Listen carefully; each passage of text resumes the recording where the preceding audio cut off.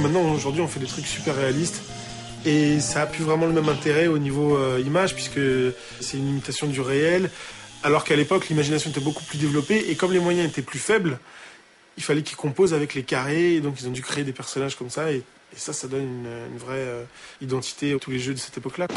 Celle-là, je la trouve belle, j'avais trouvé ça dans un bouquin. C'est les consoles Pong, un peu comme l'écran qui est là, en fait. Ça aussi, il y a les gens qui peuvent collectionner carrément les consoles Pong, parce qu'il y a 50, 60 modèles de consoles Pong qui sont sortis différents dans le monde.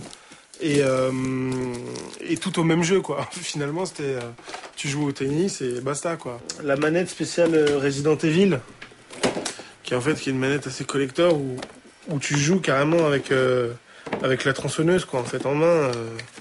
Tu branches ta manette et puis... les dessins, en fait, en général, sont faits au feutre.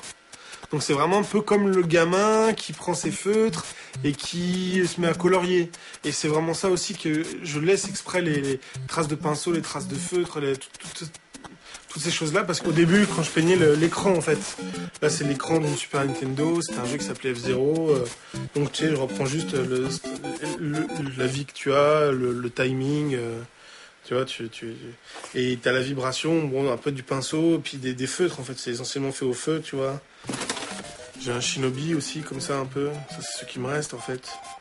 Donc là, j'ai aussi une manette, en fait, Nintendo première génération. Comme ça aussi, ça c'était le catch. Le Kogen contre André le Géant. Les cartouches de jeux vidéo, c'est à ça que ça ressemble. Et ça me paraissait un peu trop lisse. Bon, même si l'objet, je le trouve assez joli. J'ai fait les moules, ensuite j'ai coulé le plâtre. C'est réhumaniser un objet qui peut paraître un peu froid à la base. Et ça passe par l'artisanat, et l'artisanat, c'est fait à la main. Donc, voilà.